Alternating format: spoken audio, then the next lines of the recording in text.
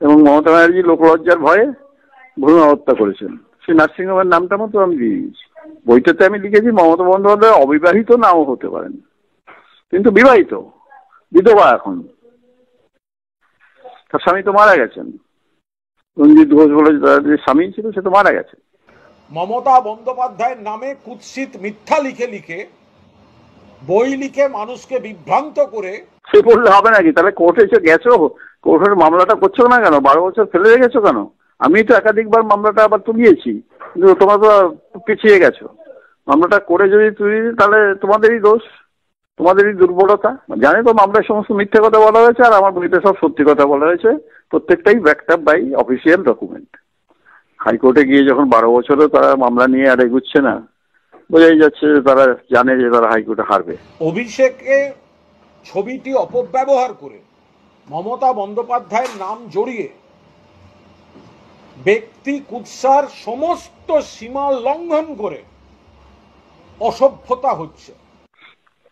অভিষেক ব্যানার্জির বাবা হচ্ছেন মমতা ব্যানার্জির 3 নম্বর ভাই অমিত, আর মা হচ্ছেন ওদেরই এক আত্মীয়া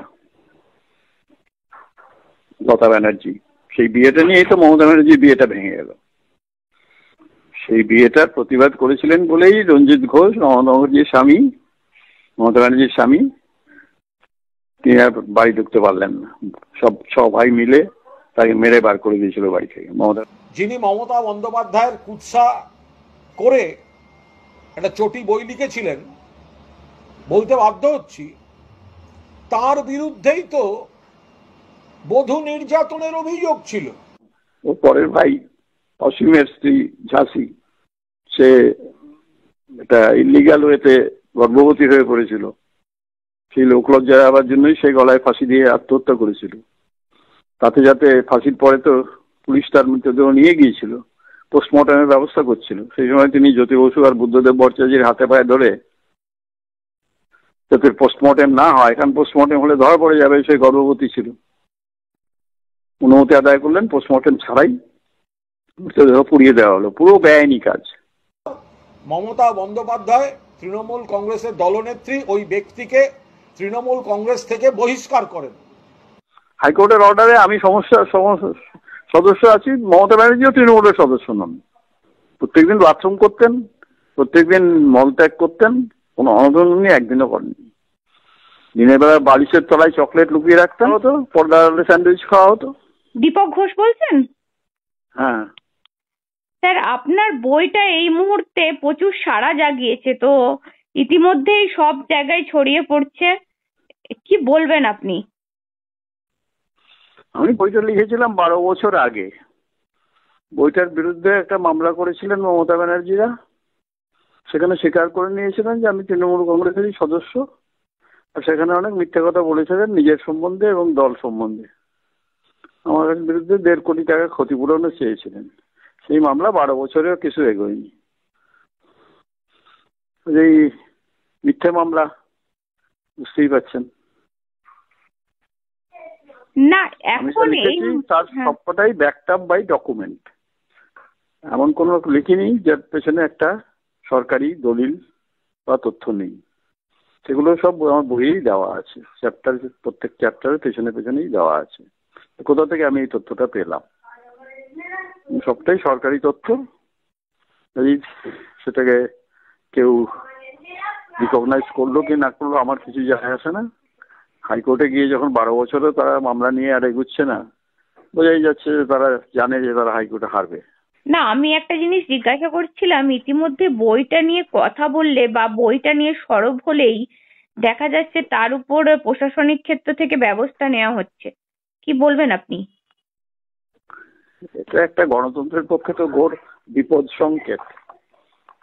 যে কোনো বই হোক, সবারই অধিকার আছে মতামত প্রকাশ করার, এবং আমি যখন লিখিতভাবে মতামত প্রকাশ করেছি তখন সেই মতামতটা আমার ব্যক্তিগত মতামত হলেও সেগুলো সবই সরকারি সমর্থিত দলিলের মারফতই করেছি।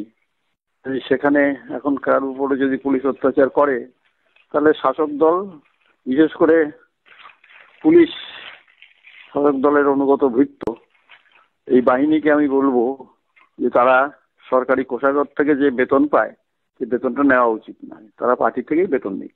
সে বললে হবে নাকি? তাহলে কোর্টে এসে গেছো, কোর্টের মামলাটা করছো না কেন? 12 বছর ফেলে রেখেছো কেন? আমি তো একাধিকবার মামলাটা আবার তুলিয়েছি, কিন্তু তোমরা তো পিছিয়ে গেছো। মামলাটা করে যদি তুলি তাহলে তোমাদেরই দোষ, তোমাদেরই দুর্বলতা। মমতা ব্যানার্জি সিঙ্গুরের জন্য যা করেছে সেটা আমি পলিটিক্যাল ফেস পার্টির সেটাই করেছেন। সিঙ্গুরের জন্য যা করেছে সেটা আমি করেছি। আমি প্রথম সিঙ্গুর গিয়ে সিঙ্গুর আন্দোলনকে ডানা বাঁধিয়েছি। সিঙ্গুর আন্দোলন, সিঙ্গুরের কমিটি আমি প্রথম গিয়ে তৈরি করে দিয়ে এসেছি।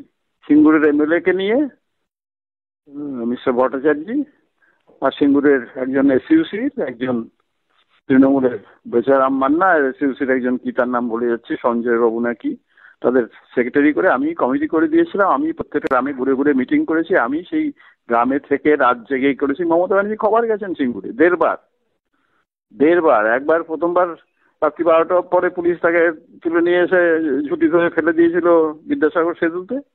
আরেকবার যখন বিজয় মিছিল টিছিল হলো সেই সময়। তার আগে তো উনি সিঙ্গুরে ঢোকেননি, উনি সিঙ্গুরের বাইরে রাস্তার উপরে ক্যাম্প করে বসছিলেন। আর যে অনশনের উল্লেখ করেছেন আপনি ধর্মতলার, হ্যাঁ সে তো আমি বলেই দিয়েছি। ডালহাউসি ইনস্টিটিউট ক্লাব থেকে ডেরেক ওব্রায়েন রাত্রিবেলা স্যান্ডউইচ নিয়ে আসতো। মমতা ব্যানার্জি তখনকার যে পিএ ছিলেন গৌতম বসু, মারা গেছে, সে সেগুলো অ্যারেঞ্জমেন্ট করতো। সন্ধ্যের পরে ওখানে স্টেজে পর্দা ফেলে দেওয়া হতো, পর্দা স্যান্ডউইচ খাওয়া হতো। আসল অনশন যে 2-3 জন করেছিল তারা তো সব হাসপাতালে গেছে, 2 দিন পরে, কেউ 6 দিন পরে, কেউ 10 দিন পরে। মমতা ব্যানার্জি তো কোনোদিন হাসপাতালে যাননি, কিছুই হয়নি। আর তারপরে যখন আমি রটিয়ে দিলাম যে আর্মি কমান্ড থেকে এখন ডাক্তার পাঠাবে পরীক্ষা করার জন্য, যেটা আমি আমার বইয়ে লিখে দিয়েছি, তখনই তো উনি রাতারাতি কাকলি ঘোষ দস্তিদারদের নার্সিংহোমে চলে গেলেন। না আপনি ওই একদিনও করেননি অনশন, উনি একদিনও করেননি। প্রত্যেকদিন বাথরুম করতেন, প্রত্যেকদিন মলত্যাগ করতেন, কোনো অনশন উনি একদিনও করেননি। দিনের বেলা বালিশের তলায় চকলেট লুকিয়ে রাখতেন, সেটা তো ধরা পড়েছে। আমি তো লিখেই দিয়েছি যে একটি বাচ্চা ছেলে এসেছিল একদিন, হঠাৎ চকলেট বার করে নিয়ে তাকে হাতে দিয়ে দিলেন। এরকম এভাবেই তো ধরা পড়ে এগুলো। না আর বাকি যারা অনশন করেছিল তারা তো সব কেউ 2 দিন পরে, কেউ 6 দিন পরে সব কেটে পড়েছে। বইটাতে আমি লিখেছি মমতা বন্দ্যোপাধ্যায় অবিবাহিত নাও হতে পারেন, কিন্তু বিবাহিত, বিধবা এখন। তার স্বামী তো মারা গেছেন, রঞ্জিত ঘোষ বলে যে স্বামী ছিল সে তো মারা গেছে। এবং মমতা ব্যানার্জি লোকলজ্জার ভয়ে ভ্রূণ হত্যা করেছেন। সেই নার্সিংহোমের নামটা মতো আমি দিয়ে দিয়েছি। মামলা করেছে, মামলা করে জানে যে জিততে পারবে না, কোনোটাই অপ্রমাণ করতে পারবে না। আমি মিথ্যা কথা লিখেছি বলতে পারবে না, স্বীকার করতে বাধ্য হয়েছে আমি তৃণমূলের সদস্য। তৃণমূল তো এখন আর দলই নেই, তৃণমূলের কোনো সদস্যই নেই আমি ছাড়া। হাইকোর্টের অর্ডারে আমি সদস্য আছি, মমতা ব্যানার্জিও তৃণমূলের সদস্য নন। তৃণমূলের আর কোনো সদস্যই নেই। তৃণমূলের সদস্য হওয়ার যে যোগ্যতা, সেটা হচ্ছে প্রতি বছর ডিসেম্বর মাসে তার যে বুথ, সেই বুথে তাকে 10 টাকা দিয়ে নাম রেজিস্ট্রি করতে হবে এবং খাতায় সই করতে হবে, তার রসিদ নিতে হবে। কেউ তো করে না। মমতা ব্যানার্জি করেছেন গত 20 বছরে কোনোদিন এইসব? ভবানীপুর বুথে, যে বুথে ওর নাম রেজিস্ট্রি আছে, উনি যে সদস্য নন সেটা আমি ওকে চ্যালেঞ্জ করছি। উনি প্রমাণ করুন উনি সদস্য। উনার মামাটি মানুষের সরকার, আর উনি সদস্য নন। মামাটি মানুষের সরকার তো মুখে ওইসব বড় বড় কথা বললে তো হবে না, কথাগুলো তো সবই মিথ্যা কথা। উনি মায়েরও সরকার না, মাটিরও সরকার না, মানুষেরও সরকার নয়, উনি নিজের সরকার, বাজার সরকার। কত তার প্রতিগুণী। উনি আজকে বলেছেন যে আমার মুন্ডু কেটে নিন, তাও আমি দিয়ে দিতে পারবো না। কি দিতে পারবে না? দিয়ে ও মুন্ডু কেটে নিতে দিয়ে দিতে পারবে না? মুন্ডু কে কাটবে? মুন্ডু নিয়ে কি হবে? মুন্ডুর কি দাম আছে? ও মুন্ডু তো রাজা মহারাজার মুন্ডু নয়। বলছি শশী পাজা বলছে আপনার এই বইটা নিয়ে আলোচনা করলে নাকি মানহানি হচ্ছে। মানহানি মামলা তো হাইকোর্টে করে রেখেছে 12 বছর ধরে। মানহানি যদি এত 12 বছর ধরে সহ্য করতে পারে, আর কয়েক বছর সহ্য করুক। মানহানি যদি 12 বছর ধরে সহ্য করতে পারে, হাইকোর্টের মামলায় যদি অ্যাপিয়ার না করে, তারা মামলা করে তারপরে তারাই রিলিজ হয়ে গেছে। আগে মুকুল রায়কে দিয়ে মামলা করালো, পরে মুকুল রায়কে বাদ দিয়ে মহুয়া মৈত্রকে দিয়ে মামলা করালো, সবই তো একই। জানে তো মামলায় সমস্ত মিথ্যে কথা বলা হয়েছে, আর আমার বইতে সব সত্যি কথা বলা হয়েছে, প্রত্যেকটাই backed up by official document. আমি জানি না, লেখক হিসেবে আমার ভালোই লাগছে। একটা বই যদি, লেখকের বই যদি আলোড়ন ফেলে সে তো ভালোই। আর একটা জিনিস আপনি লিখেছেন যে ক্ষেত্র থেকে উনার একটা উনার ভাতৃবধূর আত্মহত্যার কথা। হ্যাঁ, ও পরের ভাই অসীমের স্ত্রী ঝাঁসি, সে এটা ইলিগাল ওয়েতে গর্ভবতী হয়ে পড়েছিল। সেই লোকলজ্জা হওয়ার জন্যই সে গলায় ফাঁসি দিয়ে আত্মহত্যা করেছিল। তাতে যাতে ফাঁসির পরে তো পুলিশ তার মৃতদেহ নিয়ে গিয়েছিল, পোস্টমর্টমের ব্যবস্থা করছিল, সেই সময় তিনি জ্যোতি বসু আর বুদ্ধদেব ভট্টাচার্যের হাতে পায়ে ধরে যাতে পোস্টমর্টেম না হয়, কারণ পোস্টমর্টেম হলে ধরা পড়ে যাবে সে গর্ভবতী ছিল, অনুমতি আদায় করলেন, পোস্টমর্টেম ছাড়াই মৃতদেহ পুড়িয়ে দেওয়া হলো। পুরো বেআইনি কাজ। জ্যোতি বসুই বুদ্ধদেব ভট্টাচার্যকে প্রেসার দিয়ে, বুদ্ধদেব ভট্টাচার্য যখন মুখ্যমন্ত্রী, জ্যোতি বসু প্রাক্তন মুখ্যমন্ত্রী, কিন্তু প্রেসার দিয়ে করলেন। একদম। আমার আপনাকে একটা প্রশ্ন, যে এই যে এত কিছু কর্মকাণ্ড আপনি দেখলেন, পরে বইয়ে এসে ক্ষোভ প্রকাশ করলেন, দীর্ঘদিন তো আপনি সঙ্গী ছিলেন নাকি প্রথম দিন থেকেই? প্রথম দিন থেকেই আমি তাকে নানা রকম ভাবে ওয়ার্নিং দিয়েছি এসব করবেন না। আমি তাকে লিখিতভাবে জানিয়েছি যে কে চুরি করছে, কে করছে। মনীষ গুপ্ত জাতীয়, এই হায়দার আজিজ শফি, রসপাল সিং, সুলতান সিং, এরা রাজ্যের ভিজিলেন্স কমিশনে এরা দোষী পাওয়া গেছে তাদের। মনীষ গুপ্ত তো সেই 93 সালের গুলি চালানোর ক্ষেত্রে যে জুডিশিয়াল এনকোয়ারি হয়েছে তাদের দোষী পাওয়া গেছে, সে তো এনকোয়ারি রিপোর্টটাই পাবলিশ করছে না। কমিশন বসিয়েছিলেন, মমতা তো নিজেই বসিয়েছিলেন কমিশন, একজন উড়িষ্যা হাইকোর্টের প্রাক্তন চিফ জাস্টিসকে দিয়ে, কিন্তু রিপোর্ট দিয়ে দিয়েছেন মিস্টার চক্রবর্তী। সেই রিপোর্ট পাবলিশ করছে না কেন? সেই রিপোর্ট পাবলিশ করলে দেখা যাবে যে মনীষ গুপ্ত তার এমপি, মমতার দলের এমপি, যে 80 লক্ষ টাকা দিয়ে দলে ঢুকেছিল, সে গুলি চালানোর জন্য দায়ী। আর সেটা তো একটা পুরোপুরি ভুল আন্দোলন ছিল।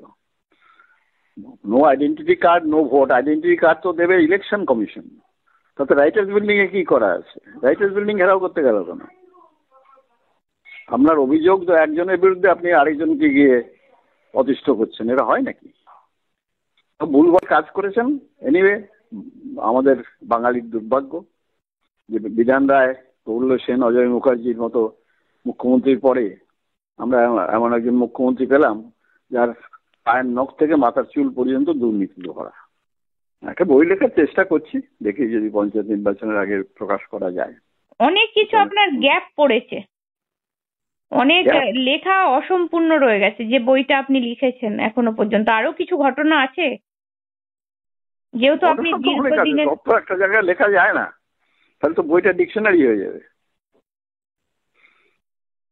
একটা বই সাধারণ পাঠক যাতে পড়তে পারেন 200 পৃষ্ঠা 200 পৃষ্ঠার মধ্যে, সেইভাবে লেখা হয়েছে। তার মধ্যে যেটুকু ঢোকানো গেছে সেটুকু ঢোকানো গেছে, যেটুকু ঢোকানো যায়নি সেটুকু আগামী বইয়ে ঢোকানো হবে। অভিষেক ব্যানার্জির বাবা হচ্ছেন মমতা ব্যানার্জির 3 নম্বর ভাই অমিত, আর মা হচ্ছেন ওদেরই এক আত্মীয়া লতা ব্যানার্জি। সেই বিয়েটা নিয়েই তো মমতা ব্যানার্জির বিয়েটা ভেঙে গেল। সেই বিয়েটার প্রতিবাদ করেছিলেন বলেই রঞ্জিত ঘোষ, মমতা ব্যানার্জির স্বামী, তিনি আর বাড়ি ঢুকতে পারলেন না। ছ ভাই মিলে তাকে মেরে বার করে দিয়েছিল বাড়ি থেকে। মমতা ব্যানার্জি তখন একা কিছুই করতে পারেননি, তখন তো তার তিনি চিফ মিনিস্টার নন। না, কেন আপত্তি করেছিলেন তিনি? কারণ তারা ভাই বোন। অভিষেক ব্যানার্জির বাবা আর অভিষেক ব্যানার্জির মা, তারা মাসতুতো মামাতো ভাই বোন। আচ্ছা। আর অভিষেক ব্যানার্জির এই যে রাজনৈতিক উত্থান, এখন যুবরাজ, তিনি কি বলবেন? কিন্তু পিসির উত্থান, পিসিরও পতনের সঙ্গে সঙ্গে তারও পতন হবে। অসততার চিহ্ন, অসততার প্রতীক। আমার আগামী আরো কিছু থাকবে যে থেকে বোঝা যাবে যদি তুমি